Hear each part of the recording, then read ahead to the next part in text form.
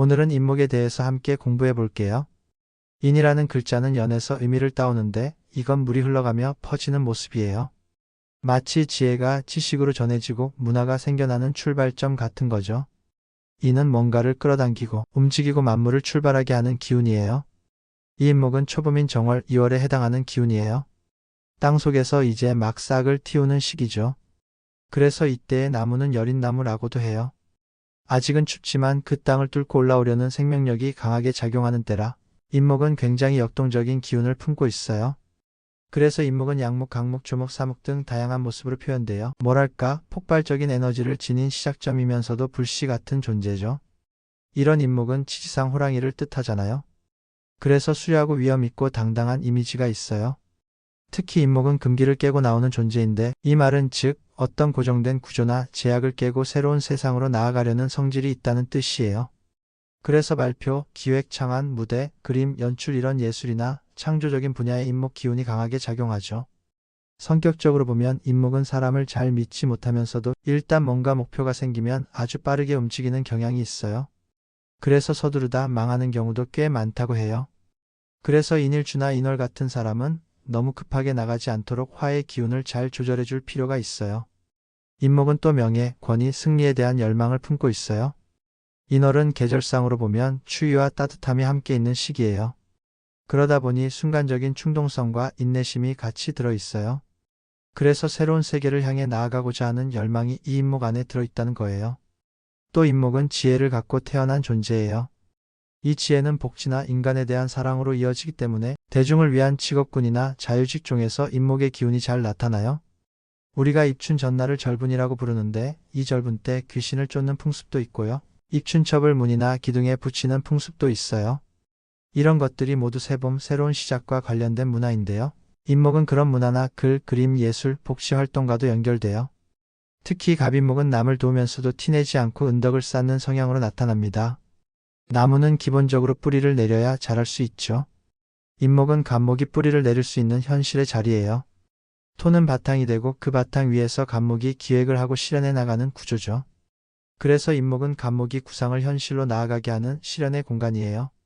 그래서 인목은 기획, 설계, 예산, 공부, 실력 쌓기 같은 무형의 기반을 다지는 자리예요. 학문적으로 보자면 인목은 공부의 기본기를 쌓고 기초를 다지는 단계예요. 내공을 쌓고 준비하는 시간인 거죠. 또 인목은 지혜를 전달하는 매개체예요. 수의 정신이 화로 나가기 위한 준비 단계이자 통로 역할이에요. 그래서 수의 기운이 목을 통해 화로 넘어가는 과정에서 인목은 중요한 다리가 돼요. 지혜와 생각, 사상이 활동으로 드러나기 위한 그런 자리인 거죠. 인신사해는 역마의 지지예요. 이 역마라는 건 단순히 돌아다니는 게 아니라 지혜나 활동, 사상의 이동을 뜻하기도 해요. 인목은 그 중에서도 새로운 것, 사회로 나아가는 것에 대한 욕망이 강해서 늘 확장과 창조를 꿈꿔요. 사업적으로 보면 인목은 도매 즉 대량 유통에 해당하고요. 그 다음 묘는 프랜차이즈나 지점망을 뜻하고 지는 박앤세일이나 실용화된 제품 등으로 이어져요. 그래서 인목은 사업의 첫 시작점, 출발점이라고 보시면 돼요. 오행상으로 보면 인목은 수기를 잘 흡수해서 목생화 작용이 강해요. 금을 만나면 어린 나무가 상할 수 있어서 두려워하고 화를 만나면 더 활짝 피어나고 토를 만나면 뿌리가 튼튼해져요. 특히 인목은 땅 위에 있는 목이라서 수분 흡수가 좋고 쉽게 부목이 되지 않아요. 인 속에는 병화가 암장돼 있어서 화의 장생지가 돼요. 호술과 만나면 화국묘, 진과 만나면 목국이 형성되고요. 해와는 육합을 이루지만 인목은 인호술 삼합을 더 좋아해요. 그래서 목의 속성임에도 불구하고 화에 더 가까운 성향을 지녔다고 봅니다. 정리하자면 인목은 발생의 자리예요. 무언가를 새롭게 만들어내고 기획하고 건설하고 세우는 힘을 가지고 있어요. 문화, 예의, 법도, 윤리 같은 문명의 시작점이 바로 이 인목이고요. 수기의 구상이 인목을 통해 드디어 현실로 표현되기 시작하는 단계라고 보면 됩니다. 그래서 창의, 설계, 건축, 교육, 발표 같은 초기 기획과 작업이 인목에서 시작되는 거예요. 지금부터 인목과 12지지 각각이 만났을 때 어떤 통변이 가능한지 살펴볼게요. 먼저 인월에서 자수를 만나면 수생목이 되긴 하지만 이 자수는 매우 찬물, 한랭지수라서 인목이 제대로 자라기 어렵다고 봐요. 겉으로는 도움을 주는 것 같아도 실제로는 너무 차가워서 성장에 방해가 되죠.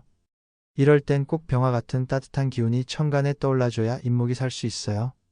자수가 너무 강하면 인성은 되지만 도리어 인목을 상하게 만들 수도 있어요. 다음은 축토를 만났을 때인데요. 축토는 신금과 개수를 암장한 차갑고 탁한 흙이라 인목이 뿌리 내리기 참 어려워요. 그래서 인목은 축토를 제일 싫어한다고 봐요. 차근이 안 되고 마치 얼어붙은 나무처럼 되니 성장하기 어렵죠. 다만 갑기압, 병신압 같은 지장간 간압이 있어서 서로 합작하는 모양새는 있어요. 하지만 대체로 이 구조는 인생이 외롭고 쓸쓸하다는 해석이 붙어요. 그 다음은 인월에서 인목을 또 만났을 경우예요. 호랑이 두 마리가 서로 주도권을 잡으려 싸우는 격이라 해서 양호상생격이라고도 불러요. 너무 재주가 좋아서 수명을 깎는 경우도 많고요. 사주의 인목이 중첩되면 자제력이 부족하고 경솔한 경우가 많고 사주를 지나치게 건조하게 만들기도 해서 토나 수의 보완이 필요해요. 또 인월 사주에 인운이 들어오면 반드시 수의 상태부터 봐야 해요. 수가 필요한 명이면 이 인운이 들어왔을 때 근본적인 기운이 닫혀 피해가 클 수 있거든요. 그 다음은 인목이 묘목을 만났을 때예요. 이건 인묘방국으로 나무 기운이 강해지는 듯 하지만 실은 혼잡해지기 쉬워요. 그래서 불로 정리하고 나중에 금으로 제어해주는 과정이 필요해요. 인목이 묘목을 만나면 행이라 해서 의학업 종사자도 많아요. 그 다음은 진토를 만나면 온난치토가 되기 때문에 인목에게 좋은 흙이에요. 암장된 개수도 있고 을목과 공엽으로 방국도 가능해서 뿌리가 튼튼해질 수 있어요. 다만 수가 너무 강하면 오히려 해로울 수 있으니 병화도 같이 있는 게 좋습니다. 사화를 만나면 조금 복잡해져요. 겉으로는 목생하지만 인사형이 있어서 충돌이 일어날 수 있어요. 특히 사고관절수 질병, 수술까지도 염두에 둬야 할 정도로 문제가 생기기 쉬운 구조예요. 예술 쪽 디자이너나 의류업 종사자에게도 많이 나타나는 구조이기도 합니다. 와 만나면 인호반합이고 삼합구조로 화국이 형성될 수도 있어서 목 입장에선 자기 본래의 기운을 잃을 수 있어요. 그래도 운에서 와가 희신이면 환경변화, 업그레이드 같은 긍정적 작용도 나타날 수 있어요. 미토는 반은 기라고 반은 흉하다고 봐요. 뿌리가 튼튼하고 수분이 있으면 괜찮지만 건조한 사람에게는 미토운이 오히려 무덤이 될 수 있어요. 특히 수가 없으면 고목이 되기 쉽고요. 암합작용은 주로 정신적인 영역으로도 나타나기도 해요. 신금을 만나면 인신충이라서 인목이 크게 다칠 수 있어요. 특히 화의 보완이 없으면 생명력을 잃기 쉽고 활동력은 좋지만 용두사미로 끝나기 쉬워요. 전직, 이별, 교통사고 등 다양한 변화 가능성도 있고요. 이때는 해수나 자수 또는 축토가 들어와야 해소가 가능해져요. 유금은 금극목의 구조라 인목이 상하게 돼요. 장간에서는 병신합이 있어서 합은 있지만 원진살 작용이 드러날 수 있어요. 특히 화가 없으면 집중력 저하, 반복 행동 같은 심리적 증상도 나타날 수 있어요. 술토를 만나면 가합 상태가 되는데 화가 투간되지 않으면 잠복된 상태에서 나중에 화가 폭발할 수 있어요.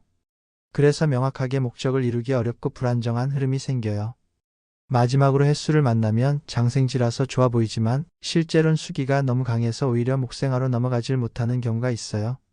시작은 좋아도 결과가 흐릿하고 여성의 경우 자궁이나 임신 관련 문제도 있을 수 있다고도 합니다. 다음 시간에는 묘목에 대해서 알아보겠습니다. 감사합니다.